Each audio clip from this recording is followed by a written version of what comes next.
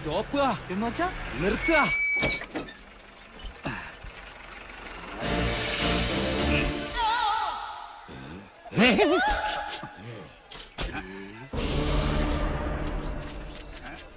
ആരാ? ഓ, ആശാരിമാരാണല്ലേ. ഇതിനു മുമ്പ് ഈ അങ്ങാടി കണ്ടിട്ടില്ലല്ലോ. ഇപ്പൊ കണ്ടില്ലേ? അത് മതി. താടിയ കുപിതനാണല്ലേ? അല്ല, യു രഘുത്തമൻ. പണി അന്വേഷിച്ചു വന്നതായിരിക്കും. താൻ ഞങ്ങൾക്ക് പണി തരണ്ട. ചെമ്പറയിൽ എന്റെ ഗുരുനാഥനുണ്ട്. അവിടേക്കുള്ള വഴി പറഞ്ഞു തരൂ. ചോരകണ്ണ മര്യാദ കെട്ടവരെ, നിനക്ക് വിഷഹാരി അറിയില്ല. വിഷ ഊതി കയറ്റാനും ഊതി ഇറക്കാനും ഒരു നിമിഷം വേണ്ടിരിക്കെ.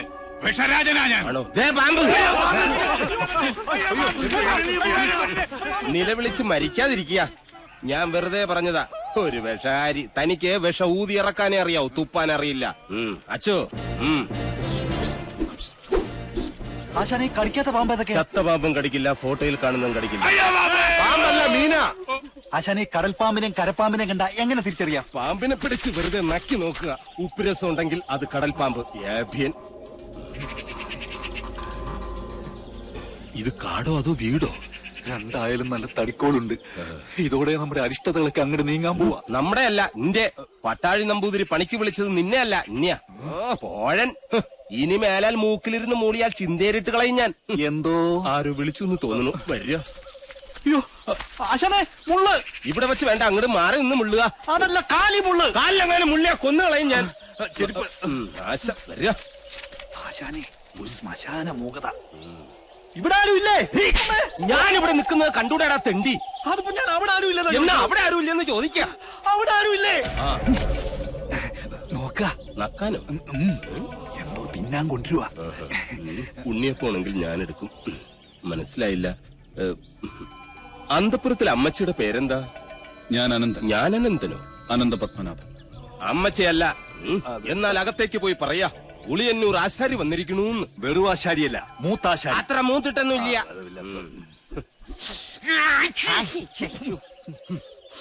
നല്ല അരളി പൂത്ത മണം.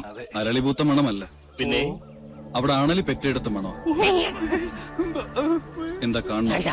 അയ്യോ പാമ്പ്, നീ അങ്ങോട്ടോട്, ഞാൻ എങ്ങോട്ടെങ്കിലും ഓടാം.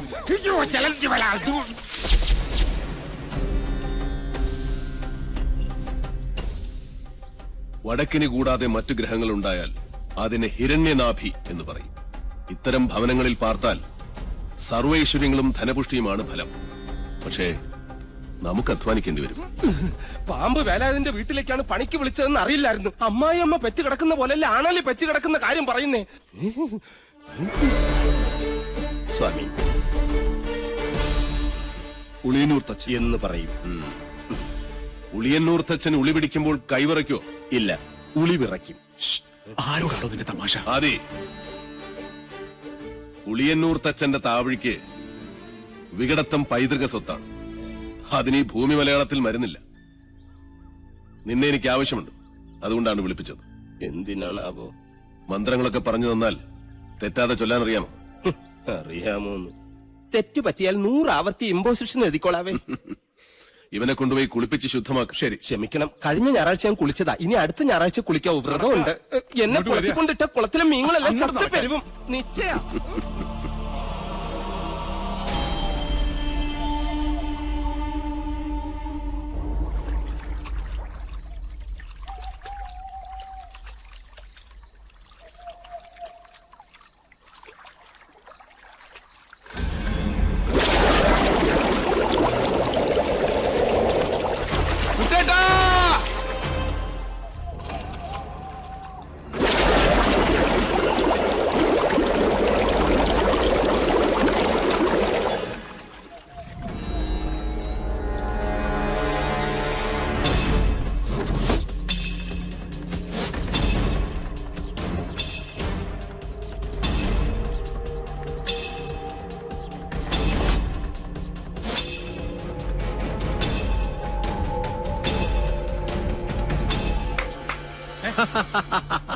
അറിയോ ദ്രോണരുടെ കയ്യിൽ ഇതിലും വലിയ ദിവ്യായുധങ്ങളുള്ള കാര്യം?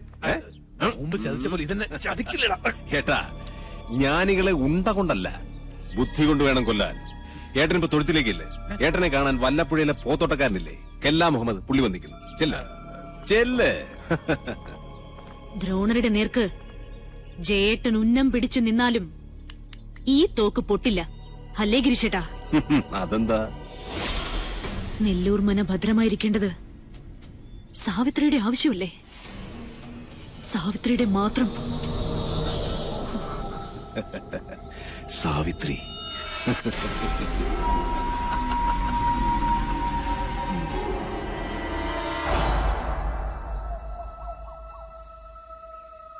ഞാൻ ജപിക്കുന്നത് അതേപോലെ ആവർത്തിക്കുക എല്ലാവരും.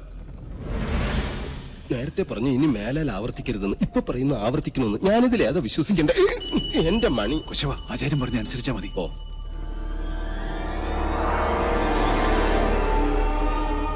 പൂർവാഗ്നേയീ ദക്ഷിണാച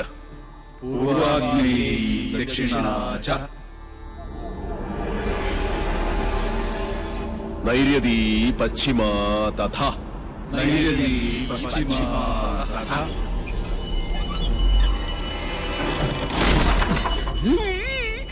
വായവീ ചോത്തരൈ ശാനി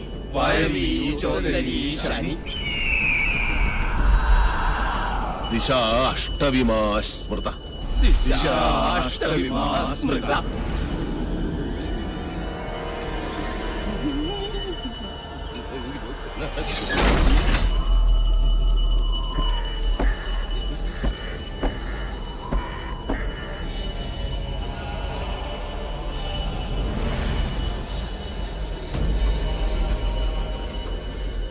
ആരും കണ്ണു തുറക്കരുത്. എന്ത് ശബ്ദം കേട്ടാലും ജപം നിർത്തരുത്. ചോര കണ്ടാൽ ഞെട്ടരുത്. ധീരരായ എന്റെ ശിഷ്യന്മാർ പോലും ഭയന്നിരിക്കുന്നു. ഇനി മതിയാക്ക നിന്റെ വായ്പാട്ട്. ആയുധപ്രയോഗം ബ്രാഹ്മണനെ വിധിച്ചിട്ടുള്ളതല്ല. എങ്കിലും ഞാനത് ചെയ്യും. അറുത്തെടുക്കും നിന്റെ നാവ് ഞാൻ. നീ മുടിയടിച്ചിട്ട് കൂളിയെപ്പോലെ കൂവി ആരെയും നീ പരിഹസിക്കില്ല. ഓം വിശ്വകർമ്മണ്യേ നമഃ. ഇനി നിന്റെ നാവ് ചലിക്കില്ല.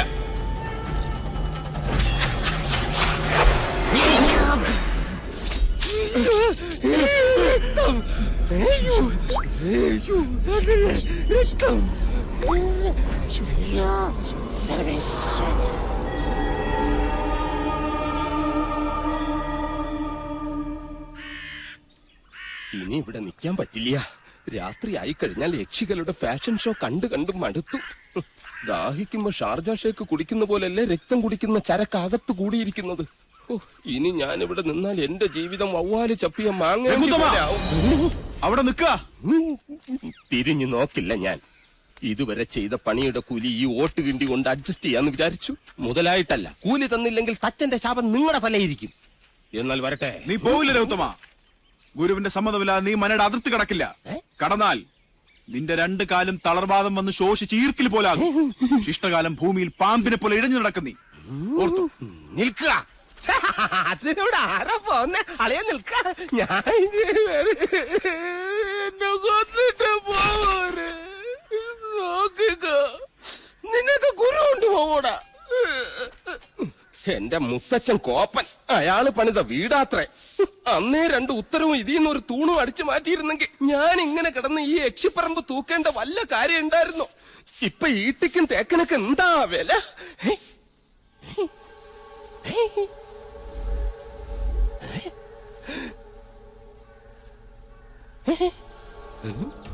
എന്തോ കിലുങ്ങുന്നുണ്ട്. ഇങ്ങനെ നിൽക്കുന്നോണ്ടായിരിക്കും. ഇരിക്ക. യമനെ കൊന്നിയാമ്പ കൊമ്മിട്ടിരിക്കുന്ന പാർട്ടിയായ യക്ഷിപ്പറമ്പെന്ന് പറഞ്ഞത് പിടിച്ചില്ലായിരിക്കും. സാവിത്രി അമ്മേ, എന്നെ കൊല്ലരുത്. ഞാൻ സാവിത്രിയല്ല, തുളസിയാ. അതിനിടയ്ക്ക് പേരും മാറ്റിയോ? മാധവേട്ടനില്ലേ?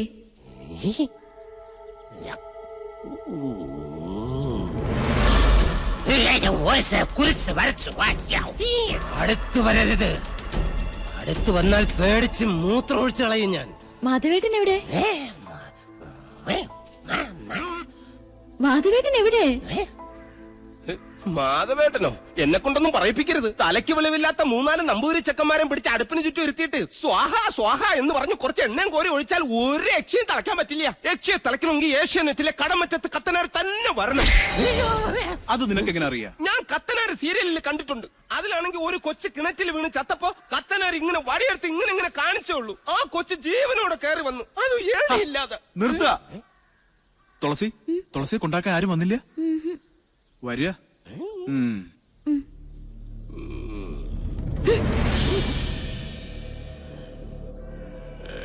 ഇവിടെ യക്ഷിയുടെ മറവിൽ സ്ത്രീകൾ വരുന്നു, ജപങ്ങൾ മുറയ്ക്ക് നടക്കുന്നു. അങ്ങനെ ചിന്തിക്കാൻ പോലും പാടില്ല. എനിക്ക് കിടന്നാൽ രഘുത്തമ. എന്താ? ദേ എവിടെയുണ്ട്?